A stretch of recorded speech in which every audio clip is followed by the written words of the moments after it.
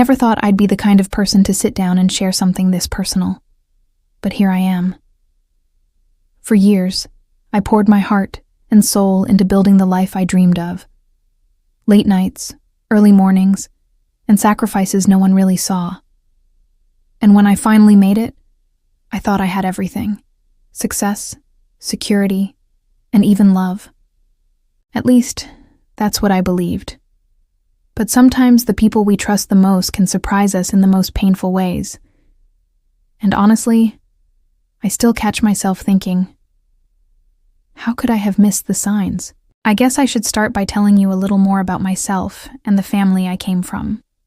I wasn't born into wealth or privilege. My parents worked long hours just to keep food on the table, and I grew up watching how hard life could be when every dollar had to stretch. Maybe that's why I became so determined to build something of my own. I wanted to break that cycle, not just for me, but to honor the sacrifices my family had made. By the time I reached my late 20s, I had done it. I built a company from scratch, poured every ounce of energy into it, and slowly, the long nights and endless stress began to pay off. There was pride in knowing that my success wasn't handed to me. It was earned. But with that pride came a quiet fear too. I always wondered if people would see me for who I really was, or just for what I had. And then came Daniel.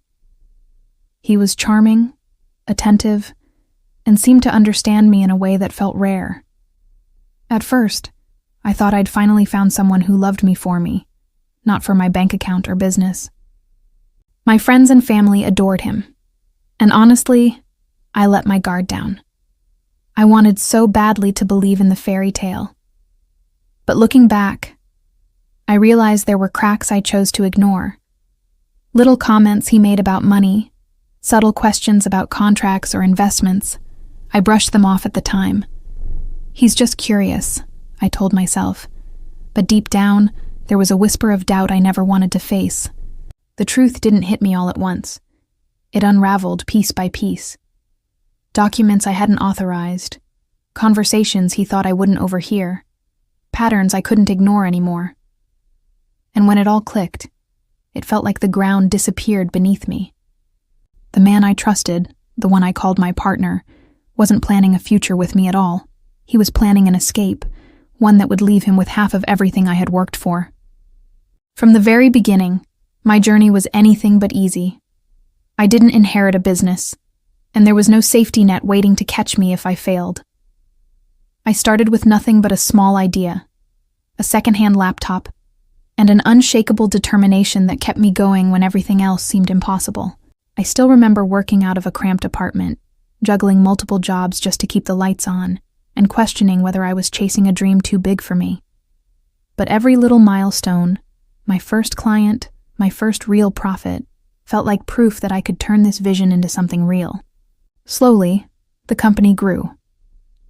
What began as late nights and coffee-stained notebooks turned into offices, employees, and contracts I once thought were far beyond my reach.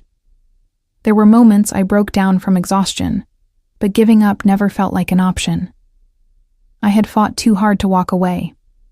And when success finally came, it wasn't just about the money. It was about proving to myself, and maybe to the world, that I was capable. What I never expected was that this very success, the thing I had sacrificed so much for, would become the weapon someone I loved would later try to use against me. The truth is, every ounce of success I earned was built on years of sleepless nights and endless sacrifices. While others were out enjoying weekends or taking vacations, I was buried in spreadsheets, client meetings, and strategy plans that seemed to never end. I poured every part of myself into my business, sometimes even forgetting to eat or sleep properly, because deep down, I knew no one was going to hand me the life I dreamed of. And slowly, it paid off. The small contracts turned into bigger ones, my team expanded, and one day I looked around and realized I wasn't just surviving anymore. I was thriving. For the first time in my life, I could stand on my own 2 feet without depending on anyone. That independence was intoxicating. It felt like freedom, like finally breaking free from a weight I had carried for far too long. Financial success gave me choices, stability, and confidence I had never felt before. But here's the bitter irony. While I thought my success would protect me, it actually painted a target on my back. I thought I was building a safety net for myself and my future. Instead, I had unknowingly created the very prize that someone close to me would soon try to snatch away. Even with the comfort and security that money brought me, I never let it define who I was. To me, wealth was just a tool, a way to create opportunities and stability, but it was never the measure of someone's worth. What I valued most was honesty, loyalty, and the kind of trust that can't be bought. Maybe that's why betrayal cuts so much deeper when it comes from someone you love. Because I gave my heart believing those values were shared. I carried my grandmother's words with me everywhere. Protect what you've built, but never lose sight of who you are. She had lived through her own struggles and always reminded me that character is worth more than any dollar amount. And so, even as my bank account grew, I stayed grounded. I wanted people around me who cared about me, not the figure on a financial statement. But life has a cruel way of testing the very values we hold closest. I truly believed that choosing loyalty and honesty above everything else would shield me from the uglier sides of human nature. I couldn't have been more wrong. As I would soon learn, money doesn't just attract opportunity, it attracts greed. It was around this time, when my life finally felt stable, when I was convinced I had learned to guard my heart, that Daniel appeared. He seemed almost too good to be true. Charming in that effortless way that makes you feel seen, supportive in the moments when I doubted myself, and always quick with a smile that seemed to melt away the stress I carried from work. After years of carrying the weight alone, having someone step in and say, without words, "Ivy got you," felt like a gift I didn't even know I needed. He came into my life when I was still grieving the loss of my grandmother. And maybe that's why I was so vulnerable. I wanted comfort, companionship, someone who would care for me, not my success. And Daniel played that role perfectly. He listened when I spoke about my business, encouraged me when I felt overwhelmed, and made me believe that maybe, just maybe, I had finally found a partner who valued the same honesty and loyalty I held so dearly. But looking back now, I realize how dangerous it is to mistake charm for sincerity. Sometimes, the sweetest words hide the darkest intentions, and Daniel's mask would eventually slip in ways I never could have imagined. When Daniel asked me to marry him, it felt like the final piece of the puzzle falling into place. His proposal was everything I thought I wanted: romantic, thoughtful, and wrapped in all the promises of a shared future. Standing there with tears in my eyes, I believed with every fiber of my being that I had finally found someone who loved me for me, not for the business I built or the numbers in my bank account. For once, I let my guard down completely. Our wedding was beautiful, intimate, and filled with people who celebrated our happiness. I can still picture the way Daniel looked at me as I walked down the aisle, like I was the only person in the room. In that moment, I felt safe, cherished, and so sure I had made the right choice.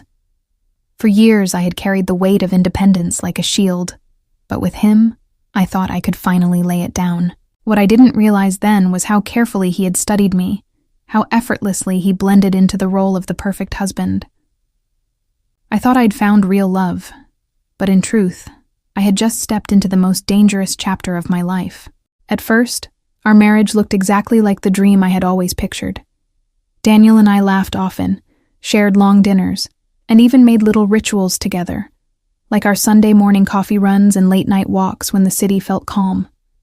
Friends would comment on how lucky we seemed, and honestly, I believed it too. I let myself relax into the rhythm of being someone's wife, telling myself that this was what true partnership looked like. He was attentive, affectionate, and surprisingly thoughtful in the small details. He remembered my favorite tea, sent me sweet notes during busy workdays, and made sure I never felt alone in the chaos of running my business. There were moments when I would look at him and think, maybe love really can be this simple. But sometimes, when I caught him staring a little too long at the spreadsheets on my desk, or asking casual questions about my accounts. I brushed it off as harmless curiosity. I told myself I was overthinking, that he was just being supportive. After all, wasn't this what marriage was about? Sharing everything? What I didn't know then was that those small moments were cracks in the foundation, warning signs of what was yet to come. Over time, little things started to nag at me, things I tried so hard to ignore. Daniel's questions about my work became oddly specific, far beyond the casual curiosity of a supportive husband. He would ask about profit margins, client contracts, even the value of certain assets I held. At first, I told myself he was just interested, maybe even proud of what I had built, but the way he pressed for details felt different. His voice was calm, but his eyes lingered on numbers more than on me.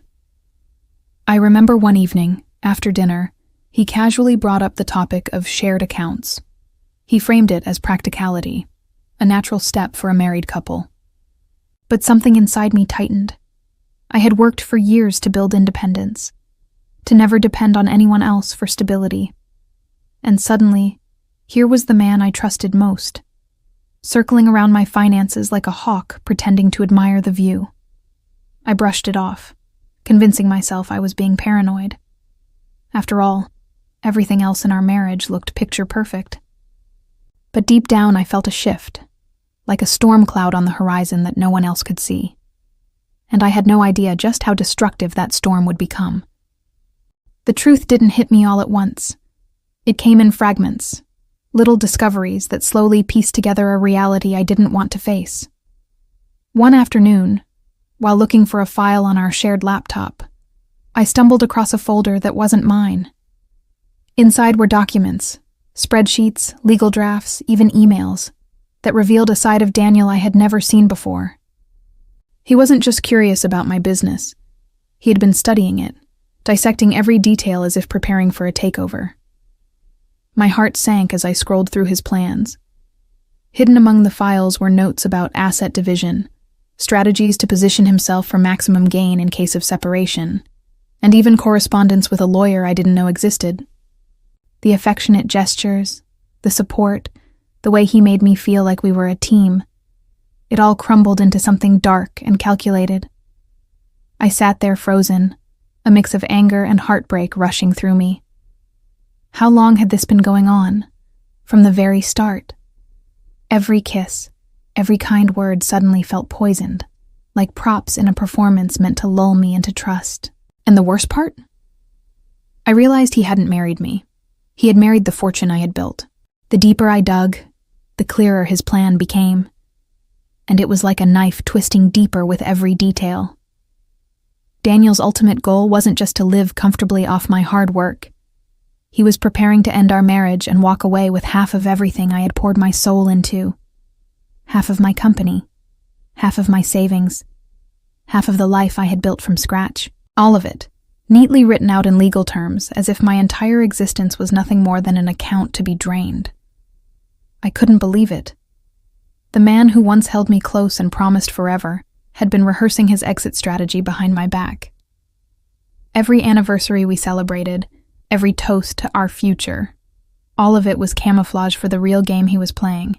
The betrayal cut so deep that it left me questioning not just him, but myself. How had I missed the signs? How had I been so blind? What haunted me most wasn't just the idea of losing money. It was the thought that the love I had cherished, the marriage I thought was real, had been nothing more than a carefully crafted illusion. He hadn't been my partner. He had been my enemy in disguise. When the reality finally sank in, I felt like the ground had been ripped out from beneath me. Devastated doesn't even begin to describe it. I had trusted this man with my heart, my home, my life, and he had been plotting against me all along. Nights that were once filled with laughter and warmth suddenly replayed in my mind like cruel tricks, each memory tainted with the knowledge that his love had been an act. I remember sitting alone in my office, staring at the walls I once decorated with pride, and feeling completely hollow. My business, my independence, the very things I thought defined me, suddenly felt fragile in the face of his betrayal. I cried until my body ached, not just for the marriage I thought I had, but for the version of myself that believed so blindly in him. The hardest part was realizing how skilled he had been at playing the role of the perfect husband. Every smile, every touch, every promise, it had all been rehearsed. And knowing that I had been living in a carefully staged performance broke me in ways I never thought possible. I wasn't just losing love. I was losing the illusion that love had ever truly been there. Eventually, the pain turned into a fire inside me. I couldn't keep pretending everything was normal while knowing the truth. One night, I gathered every shred of evidence I had found and sat across from Daniel at the dining table. My hands were trembling, but my voice was steady as I laid it all out in front of him. The secret files, the emails, the drafts of legal strategies. For once, there was no hiding behind his charm. The look on his face told me everything. He didn't deny it. He didn't even flinch. Instead, he gave me this cold, calculating stare, as if the mask he had worn for so long had finally slipped away. That was the moment I saw him for who he truly was. Not my loving husband, not a supportive partner, but a man driven by nothing but greed. My heart was pounding so hard I thought it might break through my chest, but I refused to let him see me crumble. I told him I knew the truth, that I wasn't going to be his victim, and that whatever game he thought he was playing, it was over. For the first time in months, I felt a sliver of strength return. In the days after that confrontation, the financial risk barely crossed my mind. Yes, he had schemed to take half of everything I owned, but what crushed me most was the emotional wreckage he left behind. To realize that my marriage, the vows, the tender moments, the quiet promises whispered in the dark, had all been built on lies was a pain I could hardly put into words. It wasn't about the money. I had worked hard enough to rebuild if I had to. What shattered me was knowing that the man I thought I could trust with my soul had been wearing a mask the entire time. Every memory felt tainted. The wedding photos on the wall looked staged. The anniversary gifts felt like props, and even the way he used to hold me at night now seemed like part of his performance. The betrayal cut into something deeper than my bank account. It broke the very foundation of trust I had in another human being. I felt foolish, humiliated, and heartbreakingly alone. It's one thing to lose money. It's another to realize the love you believed in never truly existed. That realization nearly destroyed me. After the shock wore off, I knew I couldn't let him win. If Daniel had spent months crafting his little scheme, then I had to be smarter, stronger, and quicker. Instead of collapsing under the weight of his betrayal, I picked myself up and went straight to the people who could truly protect me, my lawyers.